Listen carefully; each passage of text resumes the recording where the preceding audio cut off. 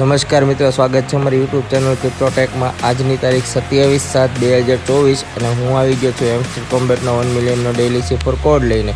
તો સૌથી પહેલાં ડેઇલી સિફરમાં જઈશું। આજનો આપણો કોડ છે જીનેસિસ।